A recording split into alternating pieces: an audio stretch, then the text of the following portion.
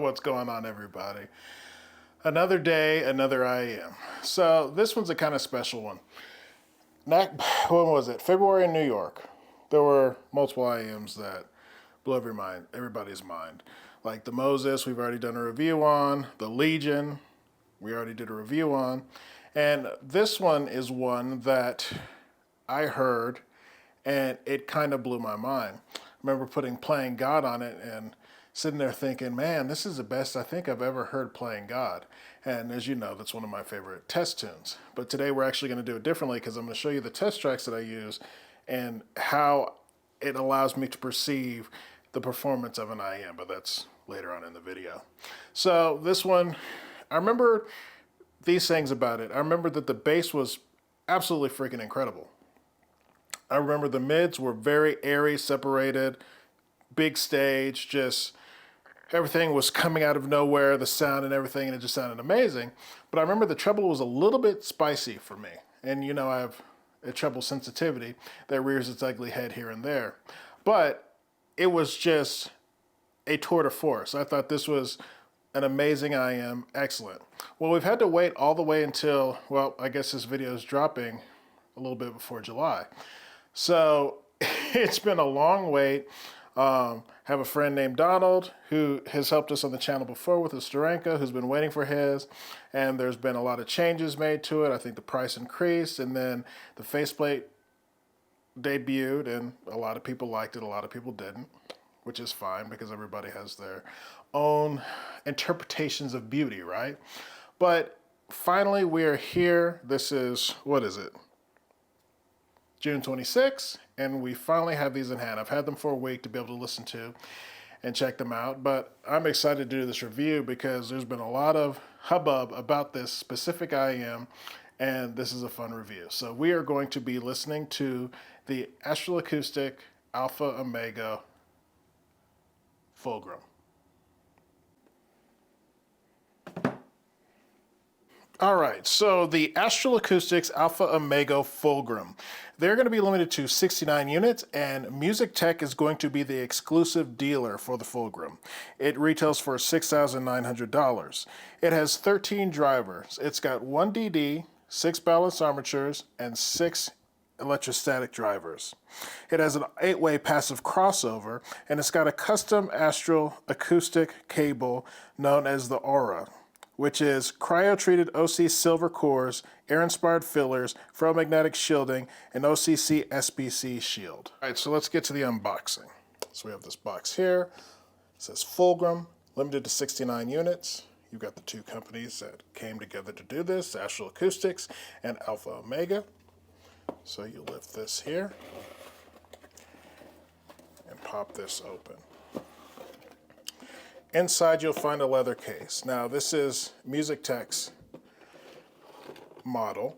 So if you were to buy the Fulgrim, it would actually say one of whatever number you bought. So for example, our friend of the channel, awesome dude that sent us his Steranko, Donald has, I believe his says one of 69. So he actually got the first one, which is super, super cool. So if you purchase one, it'll be 15 of 69 or whatever, which number you get. So let's pop this open. And there you'll find the Fulgrim. You will also get a plaque too that says the number of your Fulgrim. So instead of just saying Music Tech, of course it'll say one of 69. So dig in here. And here's the Fulgrim itself, which is, I'm sure, going to be polarizing. I think it looks pretty cool. Also, if you see here, this says Demo Music Tech, but if you have it, it will actually have one of or 20 of 69 on it. So that's pretty cool. On this side, I usually like pulling it out this way because it's easier. You've got your puck. And inside the puck, you'll find the Aura cable, the custom cable from Astral Acoustics that's made for your Fulgrim. Very good looking cable. Matches the color of the Fulgrim really well. So pretty good looking combination. On this side, as you can see, you will find your tips. Your tips will be located in this pack. And yeah, that's the unboxing for the Fulgrim. Before I start fit and finish, I want to say a special shout out to Music Tech for sending these along and allowing me to review these. So Leo, Andrew, thank you. All right, so here we go. The Alpha Omega Fulgrim. There's that beautiful faceplate. Got the purple coloring, and if the light hits it just right, you can actually see what's going on inside, which is pretty cool. It is a medium to large, maybe I should say large, IEM. It has a very, I'll show the nozzle. The nozzle is on the bigger side, so I've had to downsize on the tips to get a nice, deep, snug fit. But in doing so, they've been comfortable. I've been able to wear them for long periods of time without any discomfort. The weight's good, so not too heavy. This is the Aura custom cable that comes with it. Beautiful cable. Haven't had any microphonics issues with it. Let's try my test. Swear for $6,900, it better pass my test, being able to comfortably sit, which it does. So I will say this. This colorway, the purple and the gold, has actually grown on me. And I think it looks really darn good. For people that want something that's probably a little less showy, probably not going to go for it. But for me, I'm going to be listening to this at home, and I think it actually looks really, really, really good. So fit and finish, good job. All right, let's go to sound. And today I brought my little handy E7 DAP with me. And the reason why I'm doing that is I want to take more time in explaining why I choose the songs I choose and how it allows me to hear the performance of the IEMs that I'm reviewing. So let's go back to New York. New York, Playing God. I put that on first, right? And I wanted to hear it again because the beauty of that tune is that you've got this thunderous bass, you've got this great guitar playing by the two guitarists, you've got the bass player, and that's playing along with the bass, and that needs to be separated from that added bass thump there, right?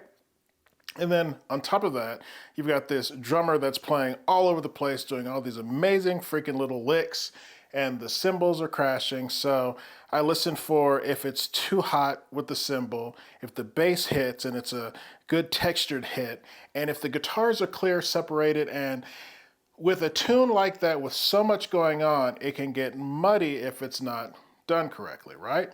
So that's why I wanted to use that first for the Fulgrim. And I feel like it's probably the best I've heard Playing God on. Still is. They have changed the tuning of the treble to be less hot. Thank you. Because for a guy like me, when it's just too hot, my ears shut down. They start burning. I have to take IEMs out, wait a couple hours, and then I usually just wait till the next day because I get this burning sensation in my ear. That's gone. I don't have any of those issues. And so I use that for separation, make sure everything is clear even when it gets busy. Treble response, bass response, it's just a great all-around song. I've noticed too that when I use that song as my basis, I can generally tell most things about an IEM and the quality of an IEM just by Playing God. It's just my one song that I use. But I also use one that I haven't mentioned. That's not my favorite one on this album. Ego Death with Steve Vai. So you're adding another guitarist to everything crazy that they're doing. And that one is very good for, I would say, learning what the soundstage is, how much air and separation is there within it. And of course, semblance. So is it too hot? It's a great one because he is just nailing those cymbals, boy. And it also for timbre too, for both playing God in this because do the guitars sound like guitars, right? Does the bass sound like a bass? Does the cymbal sound correct?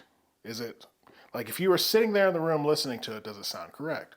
So it's actually what I use for the IEMs that make the cut, right? For playing God, then I boost them up a level. So this is like kind of top level for me. If you can play this well, then you're killing it, right? So the Fulgrim destroys it too. Mainly because, I don't know if it's an 8-way crossover, I don't know what it is, but it's ability to separate everything and put it cohesively on a stage where there's width and there's depth. It's just awesome. So it can separate everything. It plays it well. The cymbals sound correct. The guitar sounds just, there's this bite to the guitar that sounds truly just epic, right? And then you've got the bass that just sounds like a bass. And this is the thing. There's a magic trick that Fulgrim has that I love, but I wanted to get into it later, but I'll let you know now what it is. If you're playing something that has ridiculous bass, you feel it in your butt. Like we have a review of the Omega, the Alpha Omega, and I still think it has some of the best bass in an IM.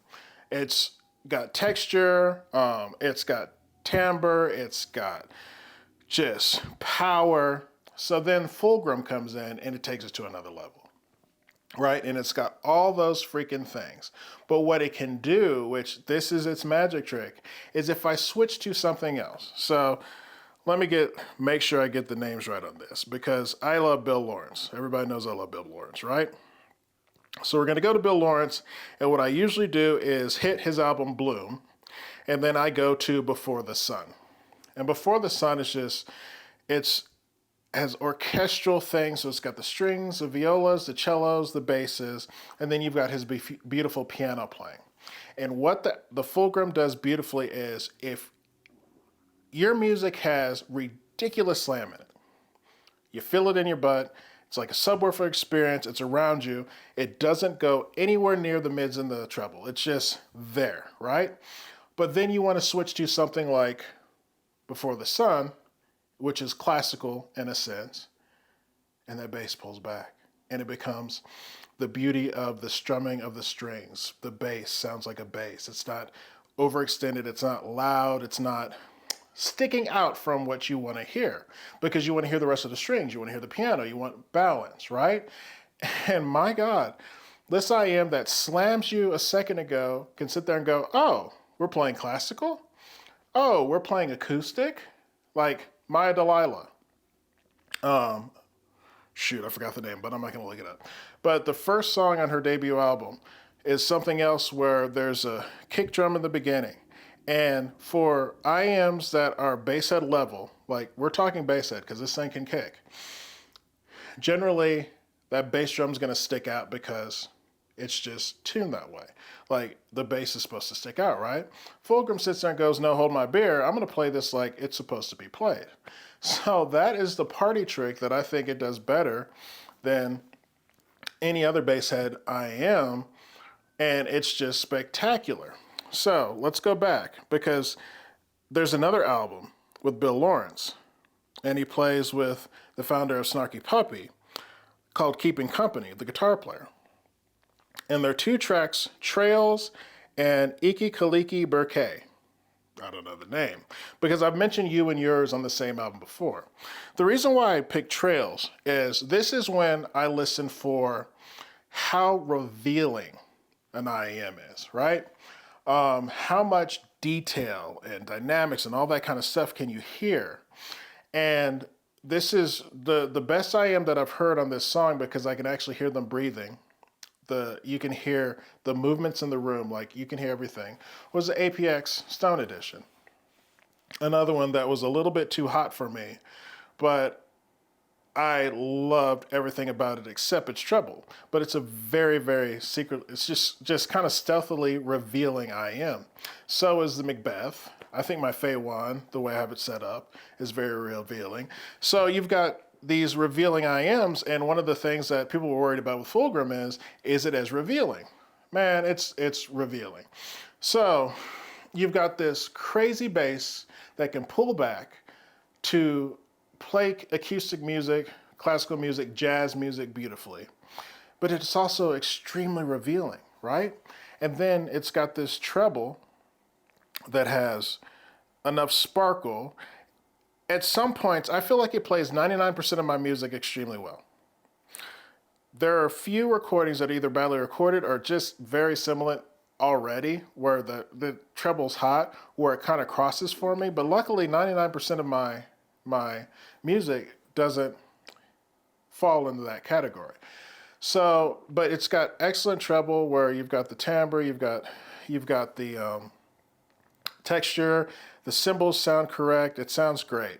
So what's crazy, and I think the hat trick for this IEM, which makes it very special, is you can treat it as an all-arounder, which is kind of nuts because it is a Basshead level IEM. Like you go to bury a friend, Kendrick's Not Like Us, that thing hits. What's my Skrillex? The one, Feel the Jungle, that bass hit.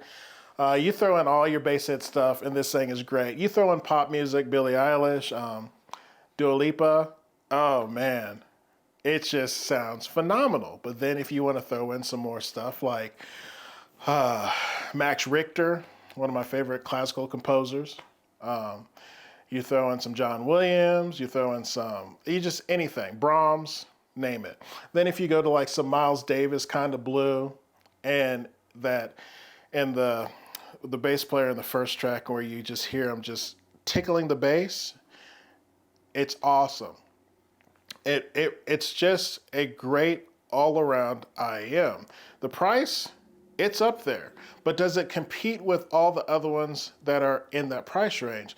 Yeah, it does, and it has, I feel like, a very special hat trick. The Fulgrim can sit there and play your most bassy music just brilliantly, but it can also pull back and play classical, jazz, and other genres exceptionally well without being out of balance. It's a really neat trick, and I think that's what truly makes the Fulgrim special. And it's pretty unique when it comes to just being able to do both of those things without having to flip a switch or change a module out or do anything like that. You've got almost kind of like a bipolar IEM in a sense and one IEM, and that's what makes it. I always forget my wife can push through with any call, which is important because, emergencies. But that's what makes it special, and it makes it above pretty much a lot of the IEMs that I've listened to because it is able to slam when it needs to slam. It is able to play beautiful music. The mids are just extraordinary because you've got all this air and the separation. So everything's clear, even in the busiest tracks.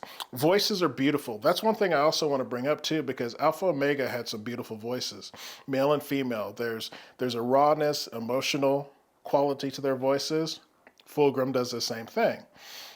So to kind of end this, because I've gone on way too long, Fulgrim is just an amazing IEM because you can play different genres and it's almost like it adjusts inside to those genres. It plays them extremely well.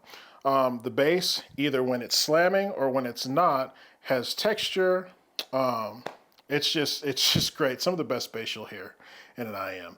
The mids, male, female voices sound great. Instruments sound great. Timbre sounds great. There's texture there. Never a muddiness because it's able to separate the soundstage in such a beautiful way where you're not running into instruments running into each other. And then the treble, which I was most worried about, is actually very, very good. There's very good air, sparkle. And it plays very nicely with the rest of the bass and the treble. I'm sorry, bass and the mids. So pound for pound, I think Fulgrim is a very darn good, a really great IEM. All right. So is the Fulgrim a buy? If your budget calls for it, if you are looking for a total IEM, if you are a Basshead, but you also want something that you can also listen to other things, which is kind of a unique thing because a lot of Bassheads IEMs don't pull back. Now, some Bassheads do want that over boost in the bass, and I can understand that. But Fulgrim is what I would call a sophisticated Basshead IEM just because it knows when to kick your butt and it knows when to pull back. So if you're looking for something like that, if you're looking for an IM that competes, I feel, handily and easily with the rest of the totals that are out there, then I think Fulgrim is something for you.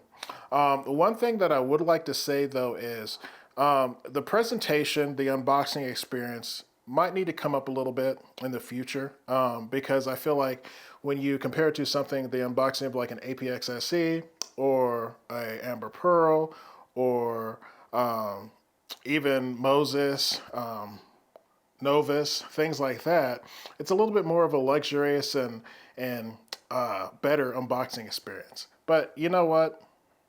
Once you hear the Fulgrim, you probably forget about that. So that's it on the Fulgrim. If you have any questions or comments, let me know, and I will see you in the next review.